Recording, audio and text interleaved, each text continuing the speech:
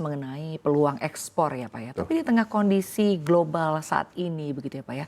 Apakah ini juga menjadi sebuah tantangan yang mungkin dikhawatirkan mungkin nanti permintaan ekspor menurun dan juga kalau kita berbicara serapan kan ini juga mungkin perlu menjadi langkah-langkah yang perlu dilakukan atau strategi-strategi perusahaan gitu yang harus memikirkan seperti apa begitu Betul. untuk bisa menyelesaikan hal ini. Nah seperti apa sih Pak tantangannya? Untuk Molindo sendiri, kami yakin dengan apa yang kami kerjakan selama ini, terus terang untuk ekspor ini menjadi salah satu tantangan kami. Terutama dari produsen bioetanol, fluktuasi harga tadi itu menjadi sebagai salah satu kunci.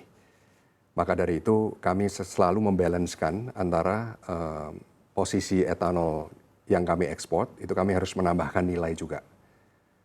Mbak Sinta, jadi kami terus terang dari ekspor ini dengan adanya tarif war sekarang ini, kami juga selalu akan mencari customer-customer yang bisa melihat Molindo sebagai salah satu partner mereka, tapi juga dibutuhkan seperti tadi peraturan yang bisa mensupport. Ya, jadi kita juga melihat bioetanol ini salah satu kunci dari negara kita karena terus terang biofuel ini sangat berguna untuk sustainable energy di Indonesia. Baik Pak, kalau kita berbicara mengenai ekspor mungkin boleh dijelaskan Pak angkanya selama ini seperti apa sih Pak?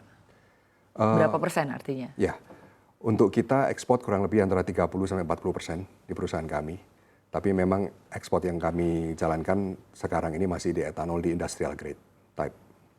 Baik, lalu saat ini tadi kita sempat menyinggung negara-negara lain yang ekspor yang menarik juga Jepang misalnya begitu ya. Tapi kalau dari Molindo sendiri melihat negara-negara mana saja sih Pak yang menarik begitu, yang bisa disasar untuk ekspor, artinya pasar mana yang artinya cukup promising? Di regional Southeast Asia memang sudah terjadi banyak ekspor import untuk barang etanol.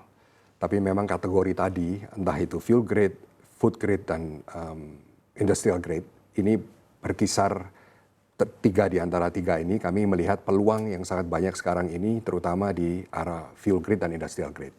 Jepang tadi sudah membuka dengan kebutuhan mereka untuk bioetanol, SAF berbasis bioetanol, dan ini bisa menjadi salah satu kunci juga, Mas Siska, untuk pemain etanol di dunia melihat potensi ini sebagai salah satu potensi terbesar.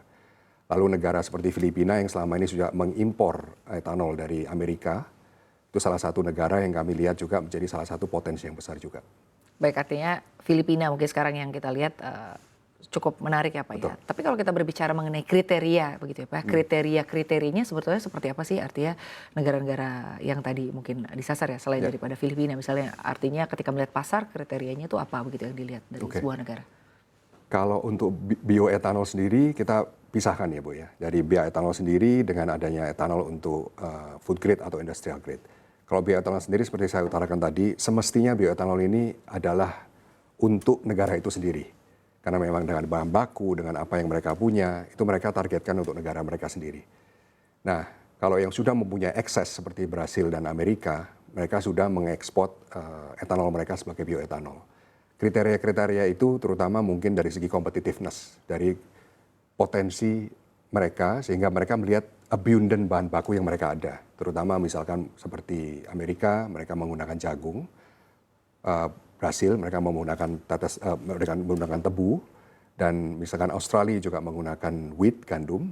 Jadi salah satu kriterianya untuk bioetanol ini mereka akan melihat dengan competitiveness dari bahan baku mereka sekali lagi. Tapi kalau dengan etanol secara industri atau food grade, banyak sekali niche market yang kita bisa melihat di posisi ekspor impor ini. Jadi untuk Molindo sendiri kami selalu memberikan nilai tambah. Baik Pak. Lalu selanjutnya Pak, untuk potensi penerapan bioetanol sebagai bahan bakar nabati di dalam negeri ya Pak ya. Artinya selain potensi dari program pemerintah, apa saja momentum yang bisa diambil untuk permintaan etanol dari dalam negeri menurut kacamata Molindo sendiri? Ya, terus terang mengenai pembicaraan untuk etanol sebagai bahan bakar nabati ya, ini terus terang tidak bisa lepas dari program pemerintah itu sendiri. Jadi sekali lagi bioetanol seperti di Thailand, India maupun Filipina, mereka juga berkembang pesat. Meskipun dari segi etanolnya sendiri itu belum mencukupi. Jadi mereka ada program di mana program itu bisa mensupport local ethanol players dan mereka juga membalancing ini dengan importasi bioetanol yang ada. Jadi momentum-momentum seperti ini terus terang dengan visi Presiden Prabowo untuk memanfaat bioetanol ini merupakan momentum yang terus terang harus segera kita wujudkan. Kita bisa bayangkan kalau di Indonesia itu bisa mengkombinasi antara penggunaan biodiesel yang tahun ini approximate kurang lebih 15,6 juta kiloliter. Kalau ini bisa ditambahkan dengan bioetanol sebagai biofuel, Indonesia akan dilihat sebagai negara yang bisa mensukseskan dua program ini, Mbak Sinta. Jadi biofuel ini, as we know, as a renewable energy is very important for our country. Baik, jadi cukup menjanjikan juga ya Pak ya, secara peluang dan juga potensi begitu ya Pak untuk kedepannya. Baik Pak, kalau dari strategi Molindo sendiri untuk bisa menambah nilai begitu ya Pak, nilai tambah atau pendapatan dari setiap produksi ini seperti apa sih Pak? Artinya untuk di sepanjang tahun 2025 ini saja seperti apa? Molindo genap berusia 60 di tahun ini. Jadi dari pengalaman dan prinsip kami selalu mempunyai prinsip 3 pillars of sustainability. Jadi 3 pillars of sustainability yang kami adopt ini menyangkut dari social, environmental, and economics. The social pillars we have to give to society. Jadi we have to be impactful to society. Dan sebagai environmental, we have to preserve the environmental well, and in terms of economics, we have to make sure that the economics is viable for the business and sustainable. Jadi dari prinsip 3 ini kami juga melihat banyak sekali tantangan dari eksternal dan juga kami juga harus melihat potensi-potensi yang ada. Buktinya di tahun 2004 kami sudah memiliki biofuel ini. Jadi dari tim R&D kami juga sudah melihat potensi-potensi pasar yang ada. Jadi kami juga terus berusaha berinovasi dan kami iterasi untuk terus memberikan apa yang kita bisa berikan untuk nilai tambah di perusahaan kami.